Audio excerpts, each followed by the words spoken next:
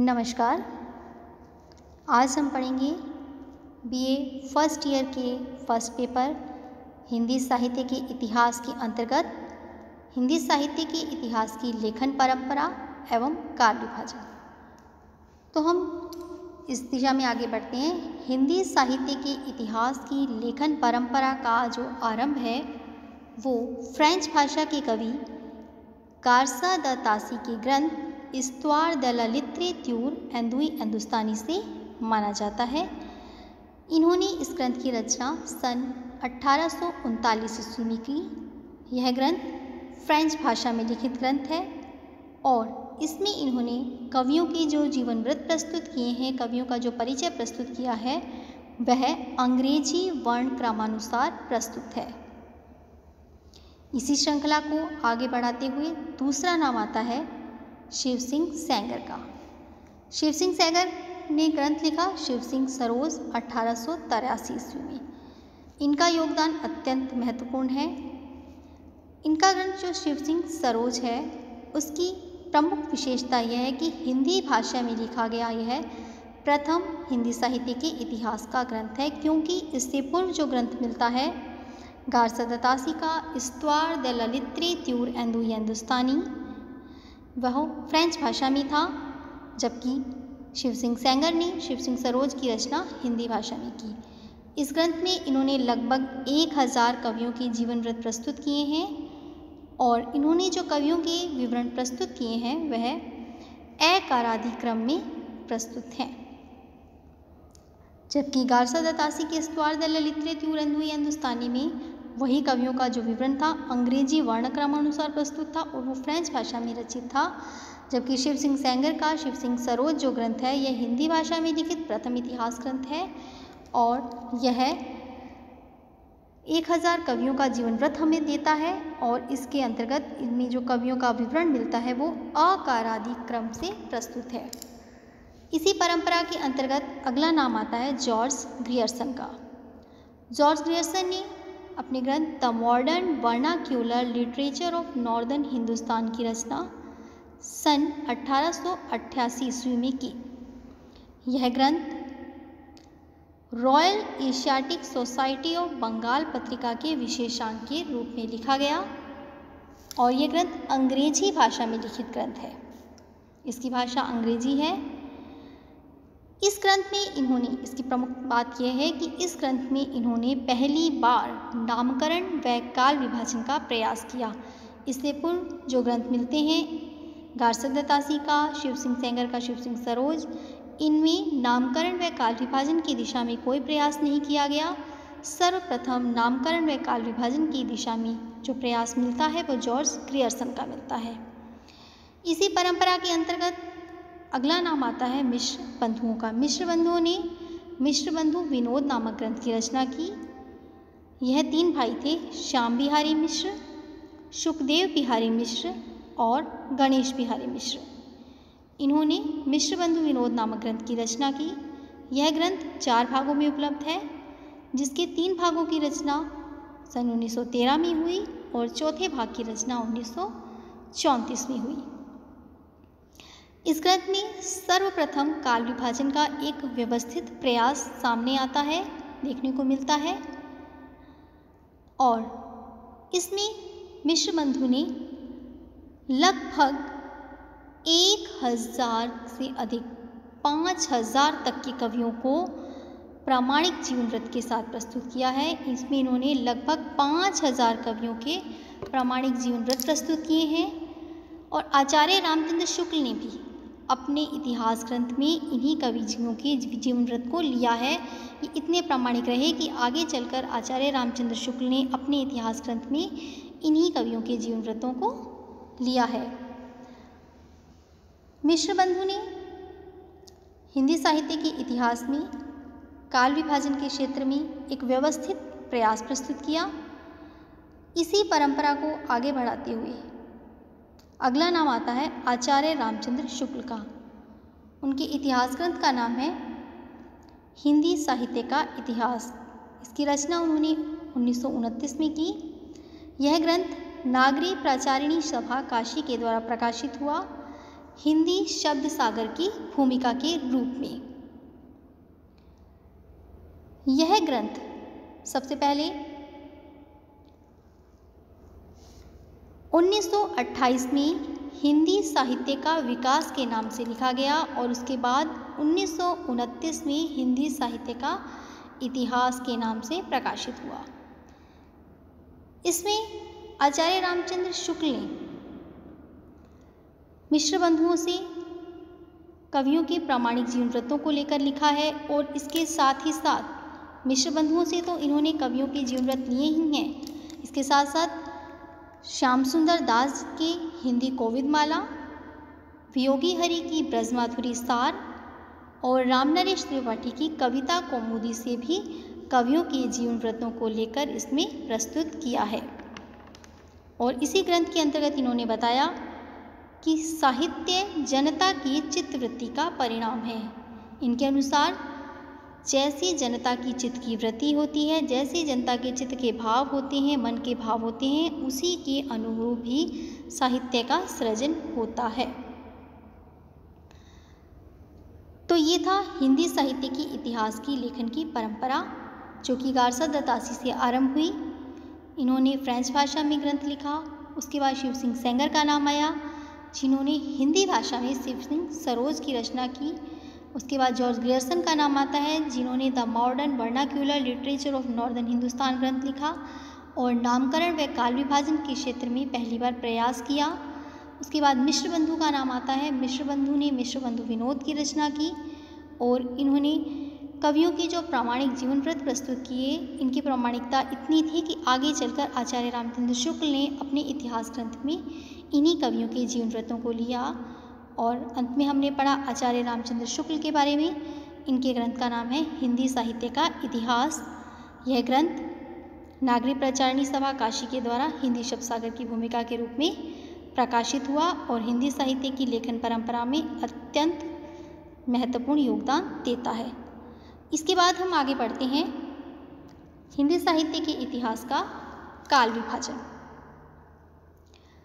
तो हिंदी साहित्य के इतिहास में काल विभाजन की परंपरा को पढ़ने से पहले हम देखते हैं हिंदी साहित्य की जो लेखन की परंपरा है उसका आरंभ गारसा दत्तासी से हो चुका था, परंतु ये नहीं है कि लेखन परंपरा जहाँ से आरंभ हुई वहीं से काल विभाजन आरंभ हो गया। गारसा दत्तासी ने हिंदी साहित्य के इतिहास का ग्रंथ लिखा, परंतु इन्होंने काल विभाजन के क्षेत्र में कोई कार्य नहीं किया। उसके बाद नाम आया शिव सिंह सेंगर का, जिन्होंने शिव सिंह सरोज लिखा था। इन्होंने भी काल विभाजन के क्षेत्र में कोई प्रयास न करते हुए आगे पर हम नाम देखते हैं। काल विभाजन और नामकरण के जो क्षेत्र में सर्वप्रथम प्रयास करने वाले रहे वो थे जॉर्ज ग्रियर्सन। जॉर्ज ग्रियर्सन ने काल विभाजन और नामकरण के क्षेत्र में सर्वप्रथम प्रयास किया और इन्होंने ग्रंथ लिखा the Modern Vernacular Literature of Northern Hindustan. इन्होंने काल विभाजन के अंतर्गत, इनका ये प्रयास मात्र था, तो इसके अंतर्गत इन्होंने हिंदी साहित्य के इतिहास को 11 भागों में बांटा, जो कि इस प्रकार से है। चारण काल, 15वीं सदी का धार्मिक पुनर्जागरण, जायसी का प्रेम काव्य, ब्रज का कृष्ण संप्रदाय, मुगल दरबार, तुलसीदास रीति काव्य, तुलसीदास के अन्य परवर्ती कवि, 18वीं शताब्दी, कंपनी के शासन में हिंदुस्तान, विक्टोरिया के शासन में हिंदुस्तान। तो ये तो इनके 11 भाग हुए। इन्होंने हिंदी साहित्य के इतिहास में पहला युग जो था उसे चारणकाल की संज्ञा दी और हिंदी साहित्य के इतिहास को 11 भागों में बांटा, परंतु इनमें एक कमी यह रही, दोष यह रहा कि इन्होंने जो काल विभाजन किया और जो इन कालों का नामकरण किया वो एक प्रयास मात्र था। तो इन नामकरण का कोई आधार नहीं रहा और इन नामों में भी एकरूपता नहीं है। कोई नाम युग के आधार पर है तो कोई नाम प्रवृत्ति के आधार पर है। तो ये इन कार्य की दोष रहा इनका कि इन्होंने काल विभाजन और नामकरण का एक प्रयास रहा, इस प्रयास में कोई इन्होंने एक आधार लेकर नहीं चले और जो नामकरण दिया उसमें भी एकरूपता दिखाई नहीं देती। इसी श्रृंखला को आगे बढ़ाते हुए अगला नाम आता है मिश्र बंधु का। मिश्र बंधु ने हिंदी साहित्य के इतिहास को 5 कालों में विभाजित किया, जो इस प्रकार से है: आरंभिक काल, माध्यमिक काल, अलंकृत काल, परिवर्तन काल और वर्तमान काल। इन्होंने हिंदी साहित्य के इतिहास को इन 5 भागों में बांटा और आगे चलकर इन्होंने इन 5 भागों को फिर से उपभागों में विभक्त कर दिया।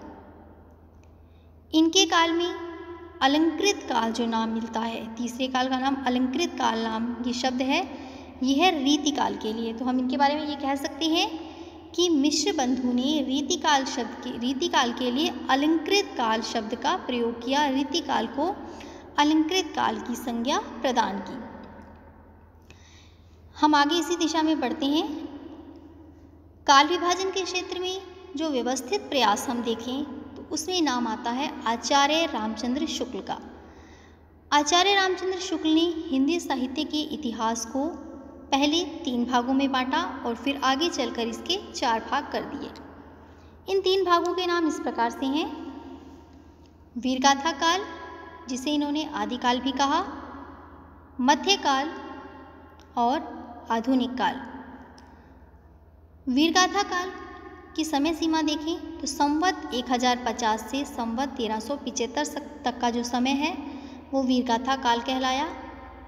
ईस्वी के रूप में देखें तो 993 ईस्वी से 1318 ईस्वी तक का समय वीरगाथा काल आदिकाल के अंतर्गत आता है। उसके बाद मध्यकाल की समय सीमा संवत 1375 से 1900 तक का समय, और ईस्वी के रूप में 1318 ईस्वी से 1843 ईस्वी मध्यकाल, और आधुनिक काल संवत 1900 से लेकर अब तक का जो वर्तमान का समय है ये आधुनिक काल के अंतर्गत आता है। वर्तमान में हम जो भी साहित्य प्राप्त हो रहा है उसे हम आधुनिक काल के साहित्य के अंतर्गत ही मानेंगे। और ईस्वी के रूप में यदि देखा जाए तो 1843 ईस्वी से अब तक का समय आधुनिक काल के अंतर्गत आता है। ये तो इनके 3 काल थे: वीरगाथा काल, मध्यकाल और आधुनिक काल। आगे चलकर इन्होंने इन्हीं 3 कालों को 4 भागों में बांट दिया, जो इस प्रकार से मध्यकाल के इन्होंने 2 भेद किए: पूर्व मध्यकाल और उत्तर मध्यकाल। पूर्व मध्यकाल भक्तिकाल कहलाया और उत्तर मध्यकाल रीतिकाल। पूर्व मध्यकाल की समय सीमा संवत 1375 से 1700 तक की, और उत्तर मध्यकाल रीतिकाल की समय सीमा संवत 1700 से 1900 तक की। पूर्व मध्यकाल जो कि भक्ति काल है, इसके इन्होंने आगे 2 भाग किए: निर्गुण भक्ति और सगुण भक्ति। निर्गुण के 2 भेद हुए, जो ज्ञानाश्रयी शाखा कहलाई एक, जिसे कि संत काव्य भी कहा जाता है, और दूसरी प्रेमाश्रयी शाखा जो कि सूफी काव्य के नाम से प्रचलित हुई। इसी प्रकार से सगुण के इन्होंने 2 भेद किए: राम भक्ति काव्य धारा और कृष्ण भक्ति काव्य धारा। निर्गुण काव्य के अंतर्गत जो संत काव्य आता है उसमें प्रमुख कवियों के नाम इस प्रकार से हैं: कबीर, धन्ना, पीपा, रेदास, नामदेव इत्यादि।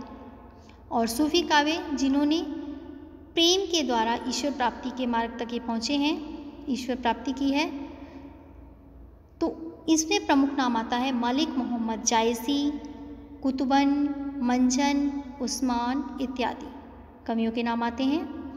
और आगे हम देखें तो सगुण भक्ति की 2 शाखाएं: राम भक्ति काव्य धारा और कृष्ण भक्ति काव्य धारा। राम भक्ति काव्य धारा में नाम आता है तुलसीदास का प्रमुख, इनका ग्रंथ है रामचरितमानस। कृष्ण भक्ति काव्य में सूरदास जी का नाम आता है और इन्होंने 3 ग्रंथों की रचना की: सूरसागर, सूरसारावली और साहित्य लहरी। तो ये था आचार्य रामचंद्र शुक्ल का काल विभाजन, जो कि 3 कालों से शुरू होकर अंत में 4 कालों तक पहुंच गया।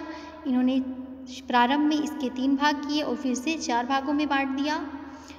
3 भाग: वीरगाथा काल, मध्यकाल और आधुनिक काल, और फिर मध्यकाल के 2 भाग किए: पूर्व मध्य, उत्तर मध्य।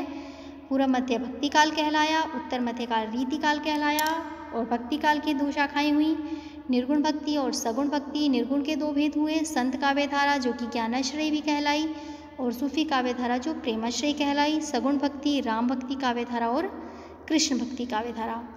इसी श्रृंखला में हम आगे नाम पढ़ते हैं डॉक्टर रामकुमार वर्मा का। डॉक्टर रामकुमार वर्मा ने भी काल विभाजन के क्षेत्र में प्रयास किया और इनके इतिहास ग्रंथ का नाम है हिंदी साहित्य का आलोचनात्मक इतिहास। इसकी रचना इन्होंने की 1938 में। इसके अंतर्गत इन्होंने हिंदी साहित्य के इतिहास को 5 भागों में 5 कालों में विभक्त किया और जो प्रारंभिक काल जो शुक्ल जी ने आदिकाल बताया था उसे इन्होंने 2 कालों में बांटा, संधि काल और चारण काल। तो इनके 5 भाग इस प्रकार से हैं। नंबर 1 संधि काल, नंबर 2 चारण काल, नंबर 3 भक्ति काल, नंबर 4 रीतिकाल और नंबर 5 आधुनिक काल। आदिकाल को इन्होंने 2 भागों में विभक्त किया, संधि काल और चारण काल आदिकाल के लिए ही प्रयुक्त होते हैं और उसके बाद भक्ति काल, रीतिकाल और आधुनिक काल। समय सीमा देखें तो संधि काल की समय सीमा संवत 700 से 1000, चारण काल की समय सीमा संवत 1000 से संवत 1375, भक्ति काल की समय सीमा संवत 1375 से 1700 तक का जो समय है वो भक्ति काल के अंतर्गत आता है और रीतिकाल के अंतर्गत संवत 1700 से 1900 तक और आधुनिक काल संवत 1900 से लेकर अब तक का जो वर्तमान का समय है यह आधुनिक काल का समय है। तो यहाँ पर ये हमारा हिंदी साहित्य के इतिहास की लेखन परंपरा और काल विभाजन संपूर्ण होता है। धन्यवाद।